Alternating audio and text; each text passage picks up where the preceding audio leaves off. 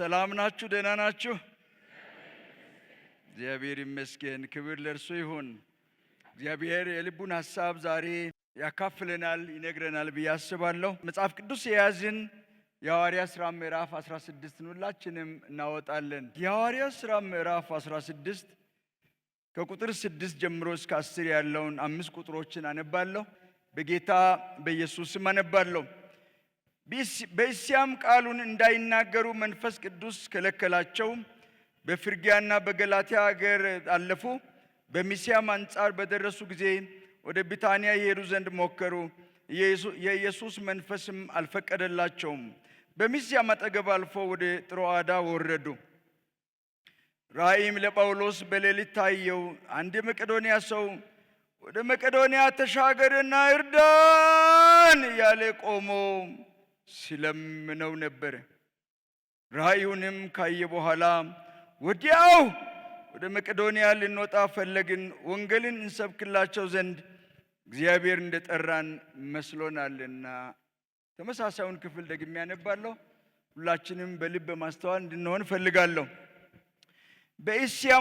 በእስያም ቃሉን እንዳይናገሩ መንፈስ ቅዱስ ስለከለከላቸው በፍርግያና በገላትያ አገር አለፉ።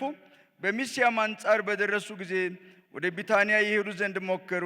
የኢየሱስ መንፈስም አልፈቀደላቸውም። በሚስያም አጠገብ አልፈው ወደ ጥሮአዳ ወረዱ። ራእይም ለጳውሎስ በሌሊት ታየው። አንድ የመቄዶንያ ሰው ወደ መቄዶንያ ተሻገርና እርዳን ያለ ቆሞ ሲለምነው ነበር። ራእዩንም ካየ በኋላ ወዲያው መለስበታለሁ ወደዚህ ቃል ወደ መቄዶንያ ልንወጣ ፈለግን፣ ወንጌልን እንሰብክላቸው ዘንድ እግዚአብሔር እንደጠራን መስሎናልና። እንዲህ በሚል የትምህርት ርዕስ ከእግዚአብሔር ቃል በአጭር ደቂቃ ውስጥ አብረን እንከፋፈላለን። ዛሬም ያ ጩኸት አለ። ዛሬም ያ ጩኸት አለ። ዛሬም ያ ልመና አለም ትላላችሁ። በሁለት ርዕስ በአንድ ቀን ልናገር ነው እንደ በሁለት ርዕስ አልናገርም። ደግሞ ከሁለት እልፍ ብል ምን ችግር አለ? የሚገባን ይግባን እንጂ ዛሬም ያ ጩኸት አለ። የአብርሃም የይስሐቅ ያዕቆብ አምላክ የመጽሐፍ ቅዱሱ እግዚአብሔር ይጮሃል። ምን ብሎ ይጮሃል? አምላክ ምን ጎሎት፣ ምን አስጨንቆት፣ ምን አንሶበት ነው የሚጮኸው? የአብርሃም የይስሐቅ ያዕቆብ አምላክ የመጽሐፍ ቅዱሱ እግዚአብሔር ይጮሃል። እሱን ጩኸት እኔ በፊታችሁ እጮሃለሁ። ሳልታመም ጤናማ ሆኜ እያለ እኔ እጮሃለሁ። የምሬን እግዚአብሔር ይጮሃል። ከኦሪት ዘፍጥረት ምዕራፍ 3 ጀምሮ የመጽሐፍ ቅዱሱ እግዚአብሔር ይጮሃል። የብሉይ ኪዳን መጽሐፍትን 39ን በጥንቃቄ ብናጠና ከኦሪት ዘፍጥረት ጀምሮ እስከ ትንቢተ ሚልክያስ ድረስ እግዚአብሔር ይጮሃል። እግዚአብሔርን ምን አስጮኸው? ምን ነካው? ምን ጎሎበት? ትንሽ ታገሱኝ። ዛሬም ያ ጩኸት አለ። ዛሬም ያ ልመና አለ። ከልመናው ጋር ተያይዞ የሐዋርያት ሥራ ምዕራፍ 16 ከቁጥር 6 እስከ 10 ያለውን አይተናልና ሐዋርያው ቅዱስ ጳውሎስ ከሱ ጋር አብረው የነበሩ ሲላስና ጢሞቴዎስ ሆነው ወንጌልን ለመስበክ ወደ ትንሿ እስያ ሄዱ። መንፈስ ቅዱስ ከለከላቸው። ወደሚቀጥለውም ስፍራ ሲሄዱ ተከለከሉ። ወንጌልን ለመናገር ኢየሱስ ያድናል ለማለት ሲሄዱ በሁለቱም ስፍራዎች ተከለከሉ። በዚህ መካከል የመቄዶንያ ሰው ወደ እኛ ተሻገርና እርዳን ያለ ሲጮህ ጳውሎስ ሰማና እግዚአብሔር ወደ መቄዶንያ ተሻግረው ወንጌልን እንዲናገሩ የፈለገ መሰላቸውና ወዲያው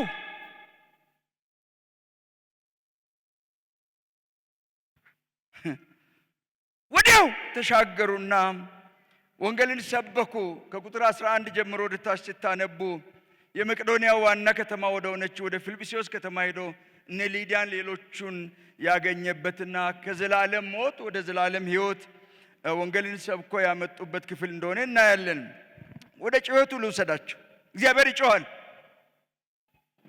እዚህ እናንተ ቸርች እዚህ ያገለገልኩ መስሎኝ ነበርና ሰርግ አንዴ ነው ሁለት መጥቻለሁ። ፓስተር ኤርሚ ታስታውስ እንደሆነና እዚህ ሳይሆን እዛ እዛ መግቢያው አካባቢ ያለ ቤት እዛ ስታመልኩ አብረን አመልከናል አገልግያለሁና ሃይስኩል ተማሪዎች ሲመረቁ አስመራቂም ነበርኩ። ከዚያ ባለፈ እዚህ አንድ ኮርስ ሰጥቻለሁ በመሪነት እና ደጋግሜ ስለመጣሁ እዚህ ያገለገልኩ መሰለኝ እና እዛ እንደ ጮህኩ አስታውሳለሁ። በሄድኩበት ቦታ የሚጮኸውን ጩኸት እዚህም እጮሃለሁ። እግዚአብሔር ይጮሃል። እኛ ጮኺ አምላክ አለን። ምን አስጮኸው? ምን ጎሎበት? ለምን ይጮሃል? ከኔ ጋር ሆኖ ብዙ ዓመት የዛሬ ወደ ኋላ በጣም ብዙ ዓመት አብ ወልድ መንፈስ ቅዱስ ሥላሴ አንድ አምላክ ሰውን ከመፍጠሩ በፊት ሙሉ፣ ሰውን ከፈጠረ በኋላ ሙሉ። በአሁኑ ሰዓት በዓለም ላይ 8.ምናምን ቢሊዮን ሕዝብ አለ ይባላል። ሁሉ በአንድ ጊዜ ጥፍት ብል የመጽሐፍ ቅዱሱ እግዚአብሔር ሙሉ አሜን አይባልለትም እንዴ? ሙሉ ብቻውን በቂ አምላክ። የቃሉ ተማሪዎች the God of the Bible is always self-sufficient God ይላሉ። ብቻውን በቂ አምላክ አብ ወልድ መንፈስ ቅዱስ ሥላሴ ሰውን ሲፈጥር ከሰው ምስጋና መቀበል ሲጀምር የተለየ የጎደለበትን ቦታ ለመሙላት ሳይሆን ወዶና ፈቅዶ ከመጀመሪያው ቀን ጀምሮ እስከ 6ኛው ቀን ከአፉ በወጣው ቃል በሰማይ በምድር ያልነበሩ ነገሮችን ቁጭ ሰራተኛ የሆነ ቃል ያለው የኛ ጌታ የመጽሐፍ ቅዱሱ እግዚአብሔር ከአፉ ቃል ይወጣል። ቁጭ በ6ኛው ቀን አብ ወልድ መንፈስ ቅዱስ ሥላሴ መክረው ሰውን በመልካችን እንደ አምሳላችን አድርገን እንፍጠር ብሎ ሰውን ፈጠረና ለሰው ግልጽ መመሪያ ሰጠው። በኤደን ገነት ውስጥ ካሉ የዛፍ ፍሬዎች በሙሉ እንድትበሉ ከአንዷ የዛፍ ፍሬ እንዳትበሉ፣ በበላችሁ ጊዜ ሞትን ትሞታላችሁ። መለኮት ለሰው ልጅ ነገረው። ረጅሙ ላሳጥርና አዳም በሌለበት ወደ ሔዋን ሰይጣን ውሸት የውሸት አባት አይደል የተባለው ገዳይ፣ ሌባ፣ አራጅ፣ ወንበዴ፣ ከሳሽ፣ አሰናካይ፣ አታላይ አዳም በሌለበት ወደ ሔዋን መጣና ንግግር ጀመረ። ሰይጣን ማነጋገር መልካም አይደለምና እሱ ለምን ተብሎ ምን ይገኛል ተብሎ እሱን ማነጋገር ከጀመሩ ያናግራል። እሱ እስከ ወዲያኛው ናነጋገራት። ላሳጥርና ታሪኩን ታውቃላችሁ። በውኑ በኤደን ገነት ካሉት የዛፍ ፍሬዎች አትበሉም እንደ ብሎ ጀመረ። ቀስ ብሎ ይገስጽ። ያኔ ይባላል አይባልም አላውቅምና ብላ ድራሹን ማጥፋት ሲገባት 1-2 ባክፎርዝ ምልልስ ከተጀመረ ስማርት ነውና አትሞቱም ወሰደችና በላች። ለባሏም ሰጠችው፣ እሱም ከሷ ጋር በላ። እግዚአብሔር ከሰዓት በኋላ ሰዓቱ ገፋ ሲል መጥቶ ያናግራቸው ነበርና እንደ ልማዱ ፈጣሪ መለኮት ሰው ያናግራል። ትንሹን ሰው ጤዛ፣ እንፋሎት፣ ተን አሁን ያለ አሁን ላይኖር የሚችል ኢምንት ትንሹን ትልቁ የሰማይና የምድር ፈጣሪ ፀሐይ ቀዝቀዝ ስትል ምን ብሎ ያናግራቸዋል?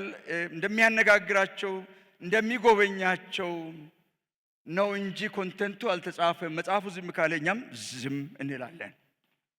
እና አንድ ቀን እግዚአብሔር ሲመጣ አዳምና ሔዋን እግዚአብሔር ካስቀመጣቸው ቦታ ዞር አሉ። ከኔ ጋር ሆኖ ያን ጩኸት ልጮህ ነው።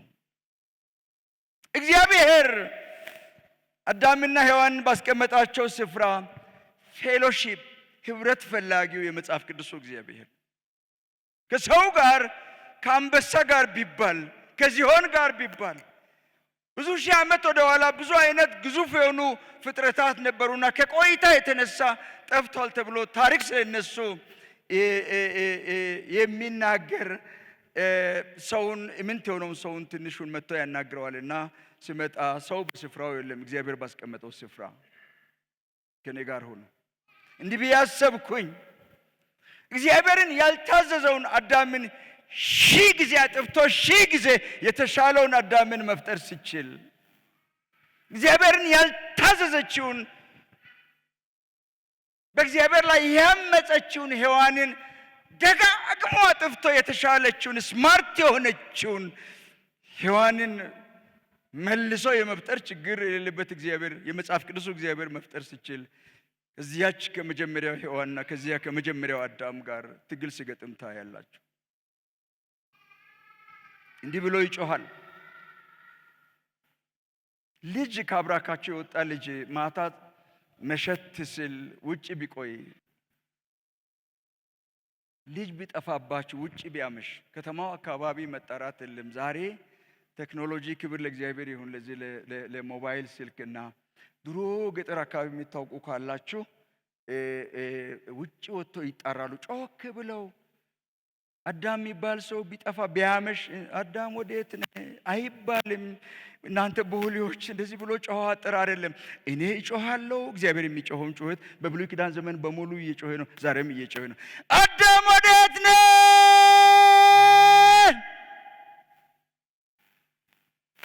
ፍቅር የሆነው እግዚአብሔር ዮሐንስ ወንጌል ምዕራፍ 13 ላይ ወደ አባቱ የሚሄድበት ጊዜ እንደደረሰ ያውቆ የወደዳቸውን እስከ መጨረሻው ወደዳቸው። አዳምን ዞር አድርጎ ሔዋንን ዞር አድርጓት ቀደም ሲል እንዳልኳችሁ የተሻለውን አዳምን የተሻለችውን ሔዋንን መፍጠር ሲችል ይጮሃል። አዳምን ብቻ መሰላችሁ ጩኸት የረበሻችሁ? ሔዋን ወዴት ነሽ? እለምናችኋለሁ በእግዚአብሔር ምሕረት የብሉይ ኪዳን መጻሕፍትን አጥኑ። እግዚአብሔር አንድ ጩኸት ብቻ አዳም ወዴት ነህ? ሔዋን ወዴት ነሽ? በአብርሃም በኩል በይስሐቅ በኩል በያዕቆብ በኩል በነቢያት በኩል በነገስታት በኩል በካህናት በኩል እግዚአብሔር አንድ ጩኸት ነበረው። አዳም ወዴት ነህ? ሔዋን ወዴት ነሽ?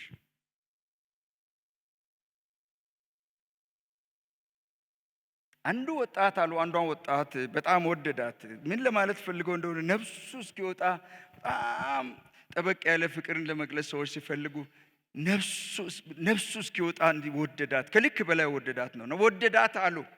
እሺ አትሉም እንደ ወደዳት የምር ወደዳት ነው ወደዳትና ምን መውደድ ብቻ ቀስ ብሎ ለጋብቻ ጠየቃት። ተፈቃቀዱና ወደ ማታ አካባቢ ከተማው አካባቢ እንግሊዘኛውን የሚናገሩ ሰዎች ወክላሉ ነው ወጣ ብለው ቀስ ብለው የተያዩ ያወሩ ወሬው ይጣፍጣል አይደለም? ወደ ኋላ ልውሰዳችሁ የዛሬ 20 ዓመት 30 ዓመት 10 ዓመት 15 ዓመት አንዳንዶችን እና ብዙ መንገድ ይከዳል አይታወቅምና ወጣ ብለው ወደ ማታ ነው ብያቸዋለሁና ሲሄዱ ይሄን ታውቃላችሁ ቀጥሎ ያለው ነው ምናልባት ላታውቁ ትችላላችሁ ብዬ የሚለው በረደኝ ቀዘቀዘኝ ስትል ኮቴን ጃኬትን ስካርፔን ምን ወዲያውኑ ድርብ ያደርጋል። ሊያደናቅፋት ቀርቶ ገና ሊሞክራት ስል እኔን ድፍት ያድርግህ ያጥፋኝ ሲያወሩ ነው የሰማሁት። ያችኑ አገባትና የመጀመሪያ ልጅ ወለደች። ሰውነቷ ትንሽ ቀነሰ። ሁለተኛ ልጅ ወለደች። ሶስተኛ ልጅ ወለደች። ያቺ እህቶች እንደዚህ ብዬ ብል አይሰማችሁም ብዬ አስባለሁ። እናንተ እንደ እምቡጥ አበባ ናችሁ። ፈካ ትሉና በጥንቃቄ ካልተያዛችሁ ቀጥሎ ያለውን ያልልም። አንድ ወለደች፣ ሁለት ወለደች፣ ሶስት ወለደችና ያቺ አብሮ ከዚያ ሰው ጋር ቅድም ያልኳችሁን ወክ ለማድረግ ሲወጡ ግሽልጥ አድርጎ ጥፍሯ እስኪነሳ ድረስ እንቅፋት ሲመታት አይተሽ አትሄጂም እንደ ቶን ኦፍ ቮይሱን ቀይረው አይተሽ አትሄጂም እንደ አይታ እኮ ነው የምትሄደው እና በረደኝ ቀዘቀዘኝ ስትል አየሩን አይገባሽም እንደ ሜቴሮሎጂ አገልግሎት አድርጓት ደርበሽ አትወጪም እንደ እሱ ብቻ አይደለም። ትንሽ ቆየት ስል አብረው ሲሄዱ ሰውነቷ ስለቀነሰ ወደ ኋላ እንደ መቅረት ስትል አሁን ከዚህ በኋላ ያለውን ልብ ብላችሁ ስሙ። ትመጪ እንደሆነ ቶሎ ነይ፣ ቆሜ አልጠብቅሽም። በሴት ይተካል፣ እናት አይደለሽም። የመጽሐፍ ቅዱሱ እግዚአብሔር በሴት ይተካል፣ በአበደ ከበደ ይተካል፣ በአስተር አልማዝ ትተካለች። አይደለም አንድ ጊዜ የወደዳቸውን እስከ ወዲያኛው እስከ መጨረሻው ወደዳቸው። ይወዳቸዋል ሳይሆን ወደዳቸው።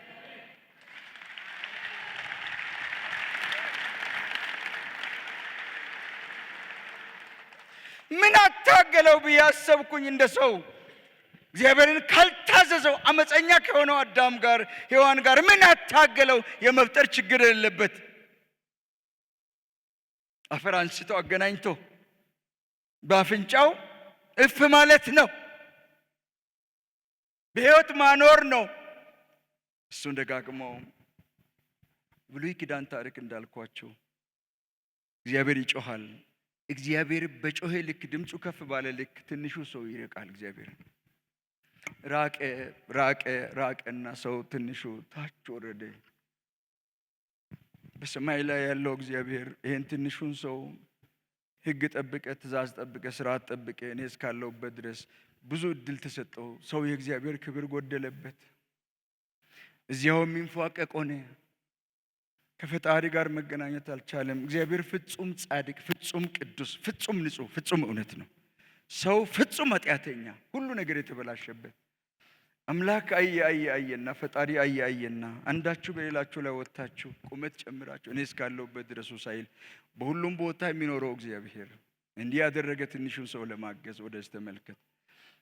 የብሉይ ኪዳን ዘመን ሲያበቃ የማቴዎስን ወንጌል 28ቱን ምዕራፍ፣ ማርቆስ 16ቱን ምዕራፍ፣ ሉቃስ 24ቱን ምዕራፍ፣ የዮሐንስ ወንጌል 21ዱን ምዕራፍ እባካቸው አንብቡ።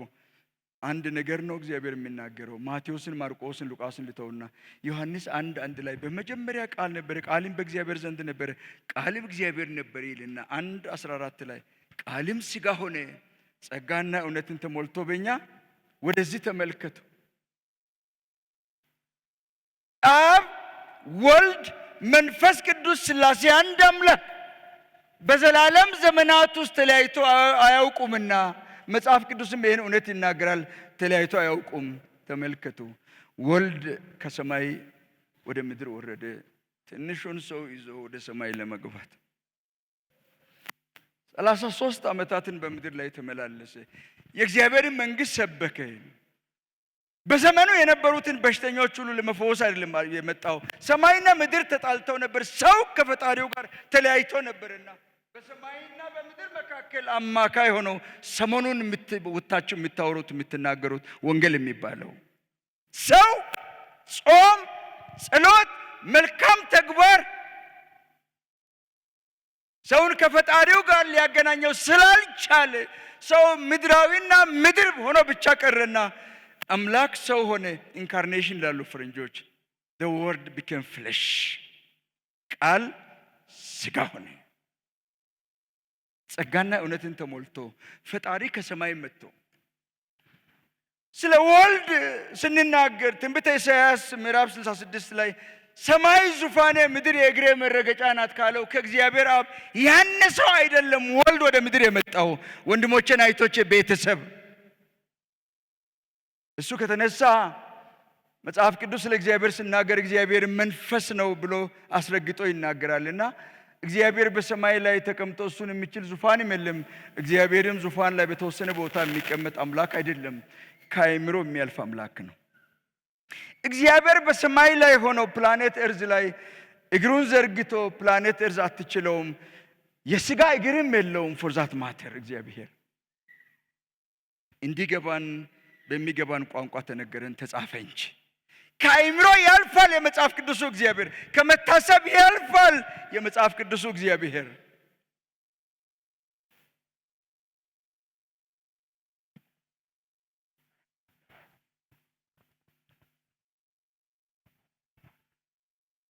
የዛሬ 2000 ዓመታት ገደማ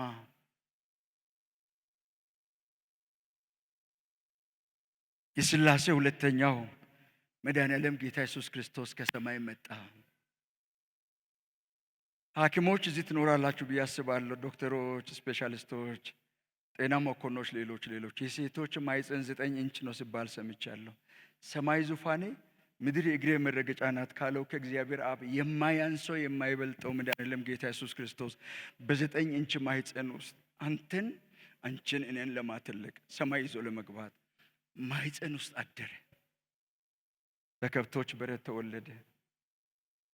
በዘመኑ እንደነበሩ ልጆች አደገ። ለዮሴፍ ለእናቱ ማርያም የታዘዘ የእግዚአብሔር መንግሥት ሰበከ። 2 ዓሣና 5 እንጀራ አንዳንዴ ለ4000 አንዳንዴ ለ7000 አንዳንዴ ለ5000 አትረፍርፎ መግቦ ጥቂት ዕውራንን አብርቶ ጥቂት ሽባዎችን ተርትሮ በዘመኑ የነበሩ ሙታንን በሙሉ እየዞረ ሙታንን የማስነሳት አልነበረም እሱ ተልኮ ከሰማይ ወደ ምድር የመጣው። ማንም አማካይ መሆን አይችልም ነበር። ስለርሱ በ39ኙ የብሉይ ኪዳን መጻሕፍት እንደተጻፈው ያ ይፈጸም ዘንድ ጌታ ኢየሱስ ክርስቶስ በሰማይና በምድር መካከል አማካይ ሆኖ መንጠልጠል ነበረበት። ከዚያ በኋላ በሱ ብቻ ወደ ሰማይ የሚያስገባ በሩ፣ መንገዱ፣ እውነትም ሕይወትም እርሱ እንደሆነ መስመር ዘረጋና ገደሉት፣ ተቀበረ። በሶስተኛው ቀን ሞትን አሸንፎ ተነሳ። 40 ቀንና 40 ሌሊት በምድር ላይ ተመላለሰ። እያዩ ተመልሶ ወደ አባቱ ሄደ። እሱ በቅርቡ ይመጣል። አሜን አትሉም? አሜን አሜን። በቅርቡ ይመጣል። ቦሌዎች የምሬ ነው የሚላችሁ፣ እሱ በቅርቡ ይመጣል። እሱ በቅርቡ ይመጣል እና ማቴዎስን፣ ማርቆስን፣ ሉቃስን፣ ዮሐንስን አንብቦ ቀደም ሲል ባነበብኩት ክፍል ትንሽ ነገር ብዬ አጠቃላለሁ። ቀደም ሲል ባነበብኩት ክፍል ማለትም ሐዋርያት ሥራ ምዕራፍ 16 ከቁጥር 6 እስከ 10 ያለውን ክፍል ስናነብ እግዚአብሔር ጳውሎስን፣ ሲላስና ጢሞቴዎስን ሲጠራቸው እናያለን።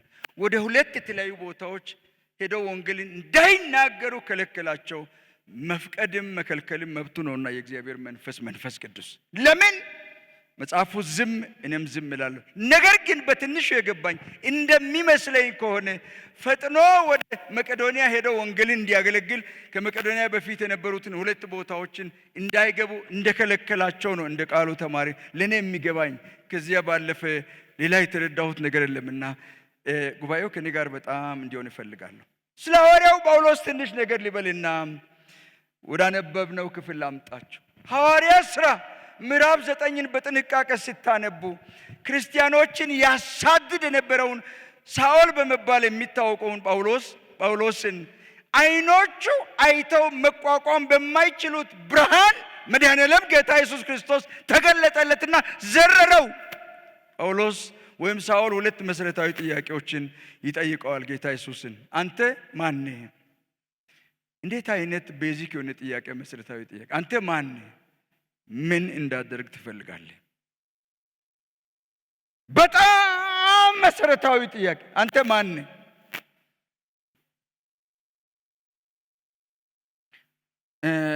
እነኚህ 2 ጥያቄዎች ካልተመለሱ ምን ይባላል መሰላችሁ? አሁን አሜሪካን ሀገር ነው ያለው። የእግዚአብሔርን ቃል በሚያስገርም አይነት ሁኔታ የሚገልጥ ወንድም ነበር። ስሙ ለጊዜው ይቆይ። መዝሙር የሚበዛበት ክርስቲያኖች የሚበዙበት አካባቢ ተወልዶ የሚያድጉ ወጣቶች መዘመር ይጀምሩና በዚያው መዘመር ቀጥለው ክርስቲያን ሆንን። ኖ ኖ ኖ ኖ ኖ ኖ ኖ ኖ ኖ ኖ ኖ። እኔ እዚህ ያላችሁ አንዳንድ ወገኖችን እኔ ቻሌንጅ ላደርጋችሁ እፈልጋለሁ።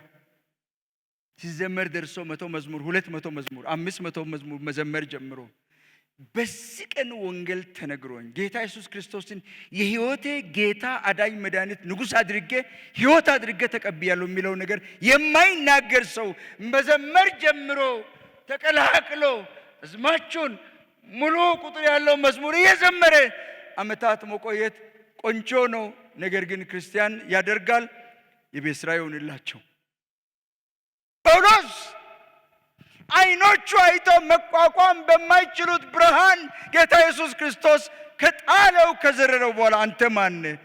አጭርና ግልጽ መልስ፣ አንተ የምታሳደኝ እኔ ክርስቶስ ነኝ። በቃ እስከ ወዲያኛው እንዲከተለው ያደረገው የነፍሱ ጆሮ በውስጡ ጆሮቹ ሰምቶ አንድ ጊዜ ለሁሉ ጊዜ ዝም ብሎ እንዲከተለው አንተ የምታሳድደኝ እኔ ክርስቶስ ነኝ። ምን እንዳደርግ ትፈልጋለህ? ምንድነው ያለው? ምን እንዳደርግ ትፈልጋለህ? ምንድነው ያለው? አቤት ቦሌዎች በሕግ አምላክ ምን እንዳደርግ ትፈልጋለህ? አቤት አቤት ልታደርግ ያለው ነገር ይነግርሃል። ተነገረው። ይሄን አሸከመው ባጭሩ። የታደለ ሰው የቃሉ ተማሪዎች የጳውሎስ ጥሪ ደብል ጥሪ ነው ይላሉ። ፖልስ ኮል ዋዝ ደብል ኮል ይላሉ። ኮል ኦፍ ኮንቨርሽን ኤንድ ኮል ኦፍ ኮሚሽን። አንድ ጊዜ ለለውጥም ጠራው፣ አንድ ጊዜ ለተልእኮም ጠራው። የታደለ የእግዚአብሔር ሰው። ደብል ኮል ኦፍ ኮንቨርሽን ኤንድ ኮል ኦፍ ኮሚሽን። ተጠራ፣ ተከተለው፣ ጆሮ ተበሳለት፣ እስከ ወዲያኛው ተከተለው። ይሄ ጳውሎስ ነው። የመጀመሪያ የሚስዮናዊነት ጉዞ እሱ አለ። ከአንጾኪያ ተነስቶ ዞሮ ወደ አንጾኪያ እስኪመለስ ድረስ ከ46 ዓመተ ምህረት እስከ 48 ዓመተ ምህረት ድፍን 4 ዓመት ከአንጾኪያ ወጥቶ ወንጌልን እየሰበከ በመንፈስ ቅዱስ እየተመራ እየሰበከ ተመልሶ መጣ። በሁለተኛው የሚስዮናዊነት ጉዞ ነው ይሄ ሐዋርያ ሥራ ምዕራፍ 16 ላይ ያለውን ክፍል የምናገኘው። ማለትም ከ49 ዓመተ ምህረት እስከ 52 የጳውሎስ ሁለተኛው የሚስዮናዊነት ጉዞ ተብሎ ይታወቃል። ከሐዋርያ ሥራ 15:39 እስከ 18:22 ላይ ይገኛል። ሶስተኛው የሐዋርያው የጳውሎስ የሚስዮናዊነት ጉዞ ከ53 ዓመተ ምህረት እስከ 57 ይሆንና ሐዋርያ ሥራ 18:23 እስከ 21:17። ይሄ ለኛ ምን ያደርጋል? ይወቁ። የቆየ አባባል አለ። ያወቁት ነገር ጥቅም ባይሰጥ ጉዳት የለውም ይባላል። እና ይወቁት፣ ምን ችግር አለ? ቢታወቅ ምን ችግር አለ? ሌላውስ ነገር ይታወቀለም እንዴ? አራተኛው ነው የመጨረሻው የጳውሎስ ጉዞ ወደ ሮም ያደረገው። ከ59 ጀምሮ እስከ 60 ወደ ሮም ሄደ። ተመልሶ አልመጣም። እዚያ በተከራየው ቤት ተቀምጦ የእግዚአብሔርን መንግስት እየገለጠ ወደ አገለገለው ወደ አባቶቹ አምላክ ወደ ሰማይ ሄደ። ቤተሰብ ወደ አነበብነው ክፍል ላምጣቸውና ትንሽ ነገር ብዬ ሊጨርስ። ሐዋርያ ሥራ ምዕራፍ 16 ቁጥር 9 ላይ እንዲህ የሚል ቃል አለ። በሁለት ቦታ ጳውሎስና ሲላስ ጢሞቴዎስ ወንጌልን እንዳይናገሩ አንዴ በመንፈስ ቅዱስ አንዴ በኢየሱስ መንፈስ ይላል። መጽሐፍ ቅዱስ ሲፈልግ ሐዋርያ ሥራ ጊዜ ስታገኙ ምዕራፍ 5ን አንብቦ ሐናንያና ሳጲራ እግዚአብሔርን ለምን አታላችሁ? መንፈስ ቅዱስን ለምን ዋሻችሁ? ኢንተርቼንጀብል በመቀያየር ዶክተሩ ሉቃስ ይጽፋል። አንዳንድ ጊዜ አንዳንድ ቦታ ላይ የእግዚአብሔር መንፈስ ይልና ቀጥሎ መንፈስ ቅዱስ ይላልና እሱን ለማገናዘብ ሐዋርያ ሥራ ምዕራፍ 5ን ለማንበብ ሞክሩ። በራሳችሁ ጊዜ እዚህ ሳይሆን እሱን አሁን ገለጥ የምታደርጉ ታገሱኝ። ባጭሩ ቁጥር 9 ላይ ራእይም ለጳውሎስ በሌሊት ታየው። አንድ የመቄዶንያ ሰው ወደ መቄዶንያ ተሻገርና እርዳን እያለ ስለምነው ነበር። ቀና ትላላችሁ። በሁለት ቦታዎች ወንጌልን እንዳይናገሩ ጳውሎስ፣ ሲላስና ጢሞቴዎስ ተከለከሉ። መንፈስ ቅዱስ ሌላ አገልግሎት አዘጋጅቶ ነበርና የመቄዶንያ ሰው ወደ መቄዶንያ ተሻገርና እርዳን የሚለምነው አይነት እርዳታ አውዱ እንደሚናገረው ልብስ ይዛችሁ ነው፣ ታርዘናል። ጫማ ይዛችሁ ነው፣ የሚበላ የሚጠጣ ነገር ይዛችሁ ነው፣ ጦርነት ውስጥ ገብተናል፣ መሳሪያ ይዛችሁ ነው። ሌላውንም አላለም። የሕይወት ጥያቄ ነበረባቸው። ከወንጌል ጋር ሲገናኙ ብቻ የሚፈታ የነፍስ ጩኸት ነበረ። ቤተሰብ እውቀትን እንዳሸዋ አከማችተው በጣም ዘመናዊ የሆነ መኪና የሚነዱ ከአውሮፓ፣ ከፈረንሳይ፣ ከጣሊያን፣ ከእንግሊዝ የመጣ ዘመናዊ ሱፍ ለብሰው ከረባቱ፣ ሸሚዙ፣ ጫማው ፕሮፌሰር ዶክተር የሚባል መጠሪያ ኖሮ ባለስልጣን ሆኖ ከፍ ባለ ወንበር ላይ ተቀምጦ የቁሳቁስ አይነት አከማችተው የነፍስን ጩኸት ግን የማይሞላ የብዙዎች ነፍስ ይጮሃል። የመስማት ችግር ነን አንድ ብሎ ተስኖን ካልሆነ በስተቀር በእውነት ነው የሚላችሁ ብዙዎች ይጮሃሉ። ጌታ ኢየሱስ ወንጌል ሲገባ ብቻ እርፍ የሚያደርግ፣ ጸጥ የሚያደርግ፣ ረጭ የሚያደርግ፣ የሚያደላድል የሚታዩዋቸው ቤታቸውን ለመግለጽ ቋንቋ ቃላት የሚያጥረን በጣም ዘመናዊ ከሆኑ ቤቶች ውስጥ የሚወጡ ከሰው የተለየ የሚመስሉ ባዶ ነፍሳቸው ባዶ ነፍሳቸው ተኝቶ ያላደረ ሰው በሱፍ ውስጥ ሲቃዥ ያደረ ሰው፣ ሲባንን ያደረ ሰው፣ ሲጮህ ያደረ ሰው፣ እንቅልፍ የራቀው ሰው፣ ቁሳቁስ የሞላው ሰው፣ ፊደል የሞላው ሰው። ስንቶቻችን ጆሮአችንን ክፈትልን። ቤተሰብ ብዙ ጨዋዮች አሉ አዲስ አበባ ውስጥ፣ እዚህ ቦሌ እናንተ አካባቢ ሴቶች ዘመናዊ ቀሚስ ለብሰው ለየት ያለ ጫማ አድርገው ነስነስ ያደረጉት ሽቶ ምድሩን አካባቢውን የሚያስተጋባ የሚያውድ ባዶ ያለ ኢየሱስ፣ ባዶ ያለ ክርስቶስ፣ ያለ ወንጌል ይጮኻሉ። እርዱን፣ እርዳኝ ወንድሜ፣ እርጅኝ እህቴ። የመጽሐፍ ቅዱሱ እግዚአብሔር ይጮኻል። አዳም ወዴት ነህ? ሔዋን ወዴት ነሽ? የብሉይ ኪዳን ዘመን ጩኸቱ። በአዲስ ኪዳን ልጁን ላከና በልጁ በኩል የመጨረሻውን ጩኸት። ከዚህ በኋላ እግዚአብሔር ከኢየሱስ በኋላ የሚጮህበት መንገድም ጎዳናም መስመርም የለም። አንተ ነህ ጩኸቱን የምታስተጋባው፣ አንቺ ነሽ ጩኸቱን የምታስተጋቢው። እንዲህ ይላል እግዚአብሔር ቃል። ራእይም ለጳውሎስ በሌሊት ታየው። አንድ የመቄዶንያ ሰው ወደ መቄዶንያ ተሻገርና እርዳን እያለ ስለምነው ነበር። ራእዩንም ካየ በኋላ ወዲያው ወደስ ተመልከቱ። ምን ችግር አለ? ሁለት እጆቹን ኪሱ ከተው ቀስ ያለ ነገር እያስረዘመ እያለ መሄድ ምን ከለከ? ወዲያው ቤተሰብ ይለምናቸዋለሁ፣ ጊዜ ወስዳችሁ አጥኑ። ማርቆስ ወንጌል በ16ቱ ምዕራፎች በጥንቃቄ ስትቆጥሩ 48 ወይም 49 ጊዜ ወዲያው ወዲያው ወዲያው፣ በእንግሊዝኛው ኢሚዲየትሊ። ቤተሰብ በደንብ ስሙኝ።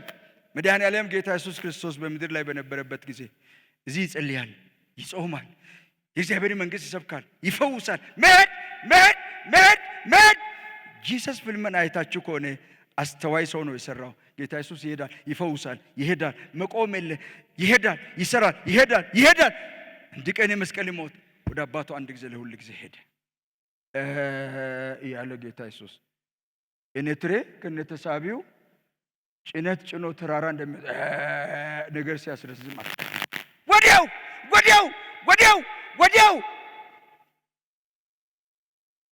ፍራክሽን ኦፍ ታይም ሳይቀር፣ የጊዜ ክፍልፋይ ሳይቀር የአባቱን ሐሳብ አገልግለው ትዝ ይላችኋል።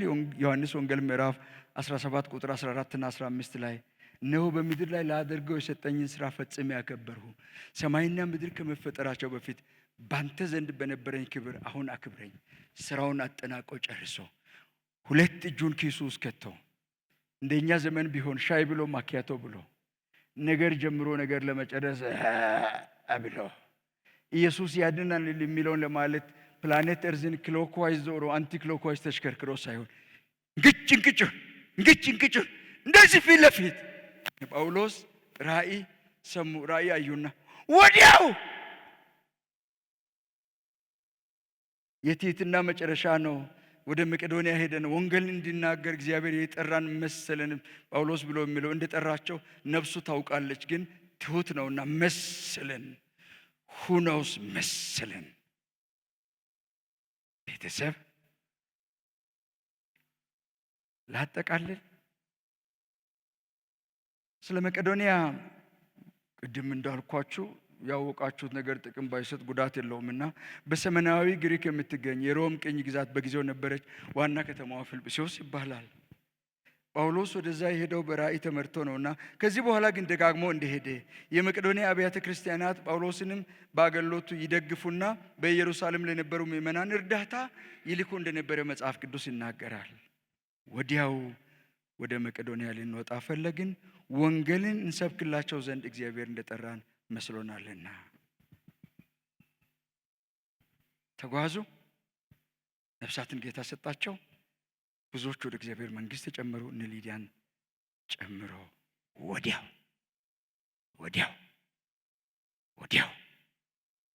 ቤተሰብ የዛሬ 27 ዓመት ዶክተር ሃዊ ብራንት የሚባሉ ትልቅ የእግዚአብሔር ሰው ወደ ኢትዮጵያ ቃለ ሕይወት ቤተ ክርስቲያን መጡ። ዶክተር ሙላቱ ባፋ የሚባሉ የቤተ ክርስቲያናችን ዋና ጸሐፊ መጡና ወደ ህንድ ሾርት ተርም ሚሽነሪስ የአጭር ጊዜ ሚስዮናውያን እንላክ ብለው ሲሉ በጣም አርፍደናል ብሎ ምላሽ እንደሰጧቸው ዶክተር ሙላቱ ባፋ 10 ሰዎች ተላኩ። በአጭር ጊዜ ውስጥ ከ1000 በላይ ነፍሳት አግኝተው መጡ። ቤተሰብ ስሙኝ፣ ኢትዮጵያውያን የቃለ ሕይወት ቤተክርስቲያን ሚስዮናውያን ሄደው ሲመለሱ ህንዶች እንዲህ ያደረጉ። አንድ የጠወለገ አበባ እዚህ ጋር አስቀምጡ፣ አንድ ፍሬሽ የሆነ አበባ እዚህ አስቀምጡና በደንብ ስሙኝ። እናንተ ከኢትዮጵያ ቃለ ሕይወት ቤተክርስቲያን ከመምጣታችሁ በፊት እንደዚህ ጠውልገን ነበረ። እናንተ መጣችሁና ፍሬሽ ሆነን ለመለምን፣ መልካችን ውበታችን ጨመረ ወጣ። አሁን ተመልሳችሁ ትሄዳላችሁ። ወይ ራሳችሁ ወይ ሌሎቹን ላኳቸው፣ ያለዚያ አሁን መልካችን ያምራል፣ ወደዚህ ተመልሰን እንጠውልጋለን። ቤተሰብ ሰምታችኋል?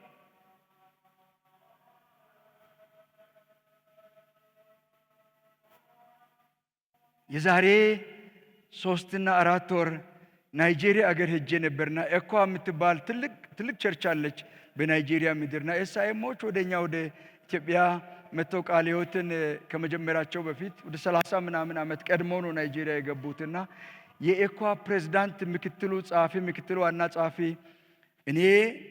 እኔን ቁጭ አድርጎኝ ከሌሎች ወገኖች ጋር ከኢትዮጵያ ቃለ ሕይወት ቤተክርስቲያን ናይጄሪያ ሄደው ሰሜን ናይጄሪያ ፉላኒዎች የሚባሉ አሉ እና እዛ የዛሬ ብዙ ዓመት ወደ ኋላ ከኢትዮጵያ የመጡ ኢትዮጵያውያንን ብሎ የሚናገሩ አሉ። ማንም ወደ እነሱ መቅረብ መጠጋት የማይችል የቃለ ሕይወት 5ቱ ሚስዮናውያን በፉላኒዎች መካከል ቤተሰብ ሆነው ወንጌልን እየሰበኩ ናቸውና የኤኳ ፕሬዝዳንት ምክትል ዋና ጸሐፊ እባካችሁ ቃለ ሕይወቶች፣ እባካችሁ ሚስዮናውያን ላኩልን፣ እባካችሁ እናንተን የሚሰሙ ህዝቦች አሉ።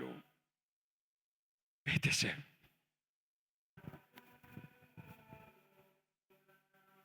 ኑና እርዱን የሚሉ በዓለም ዙሪያ እጅግ በጣም ብዙዎች አሉና ቃለ ሕይወቶች ዛሬ ተብሎ እየተጠራ ሳለ እንነሳ። ቅሌን፣ ጨርቅን፣ ማቅን ያንን የሚባል ነገር አይሰራም። እንነሳ። ትናንት ማታ ከሰዓት በኋላ ከ11 ሰዓት እስከ ምሽቱ 3 ሰዓት ለ4 ሰዓት በተከታታይ ከኢትዮጵያ ቃለ ሕይወት ቤተክርስቲያን ዕለት የተላኩ ወደ 20 ምናምን የሚስዮናውያን ቁጥር ወደ 35 አካባቢ ነው። ፕላስ ማይነሱ እንደተጠበቀ ሆኖ 20 ምናምን የሚስዮናውያን ባለቤቶች ሚስቶቻቸውን አገለግል ነበርና መጨረሻ ላይ የጸሎት ጥያቄ ሲያቀርቡ ቀለም ከኢትዮጵያ ቃለ ሕይወት ቤተክርስቲያን ከሌሎችም ቸርቾች እባካችሁ ወንጌላውያን ላኩልን። ለምን ኑና እርዱን የሚሉ ናይጄሪያ ውስጥ፣ ሱዳን በቅርባችን፣ ደቡብ ሰሜን ሱዳን፣ ጅቡቲ ውስጥ፣ ሶማሊያ ውስጥ፣ ኤርትራ ውስጥ ምን ርቃችሁ ትወጣላችሁ ከሀገር ውጪ? ጎንደር፣ ጎጃም ውስጥ፣ ትግራይ፣ ወሎ ውስጥ ወደ ምስራቅ እንሂድ፣ ወደ አፋር፣ ወደ ሶማሌ፣ ወደ ባሌ፣ ወደ አርሲ፣ ወደ ሰሜን ሸዋ፣ ወደ ቤንሻንጉል ጉሙዝ፣ ወደ ጋምቤላ እንሂድ፣ ወደ ደቡብም እንሂድ። እረ እዛ ብቻ አዲስ አበባ ዙሪያ፣ አዲስ አበባ ውስጥ በዚህ ቤት ዙሪያ፣ በማምለኪያው ዙሪያ ኑና እርዱን የሚሉ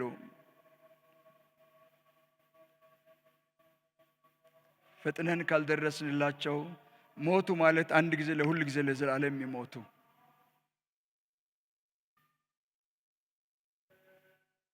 የምትመሰክሩ የምር መስክሩ። ጌታ ጸጋውን ያብዛላችሁ። የምትጸልዩ የምር ጸልዩ። የምር እንጸልይ። አሁን ባለው አካሄድ ብዙ መሄድ የምንችል አይመስለኝም። ቤተ ክርስቲያንን አንድ ሚሽን ላይ ወንጌል ላይ በጣም አድርጎ አድምቶ ያጠና ሰው ቤተ ክርስቲያን ለሁለት ከፍሎ ሚሽን ማይንድድ እና ሚሽናል ቸርች ይላለሁ። ሚሽን ማይንድድ ቸርች ማለት እንደ ቃለ ሕይወት ያለች በትንሽ ወንጌልን የምናገለግል አንዲት አጥቢያ 1 እና 2 10 ሰው የላክን ትንሽ ገንዘብ ሳንዴይ ስኩሉ የሴቶች የወጣቶች የልጆች አገልግሎት እዚህ አካባቢ ብዙ አክቲቪቲ በጀቱ ጊዜው በሙሉ እዚህ ውስጥ የሚፈስ ስትሬች ማድረግ ሲገባን ሚሽን ማይንድድ ቸርቾች እንደዛ ናቸው። በአብዛኛው ብዙ ነገር ምኑ እዚህ ውስጥ ያልቃልና ሚሽናል ቸርች ማለት ፓስተር ኤርሚ አባላት በሙሉ ከቤት እስከ ውጪ ከውጪ እስከ ቤት ወንጌልን ይናገራሉ። እዚህ የመንግስት ሰራተኞች አላችሁ፣ ነጋዴዎች አላችሁ፣ የተለያየ ፕሮፌሽን ሙያ ያላችሁ ከጽዳት ሰራተኛ ከጥበቃ ሰራተኛ ጀምሮ በሌላ አስተማሪው፣ ተማሪው፣ ሐኪሙ ምኑ በአይነትና በሰራዊት ጌታ በሕያው እግዚአብሔር ፍቅር ምሕረት ርኅራኄ እለምናችኋለሁ። ትንሽ ብቻ ማስታጠቅ ነው።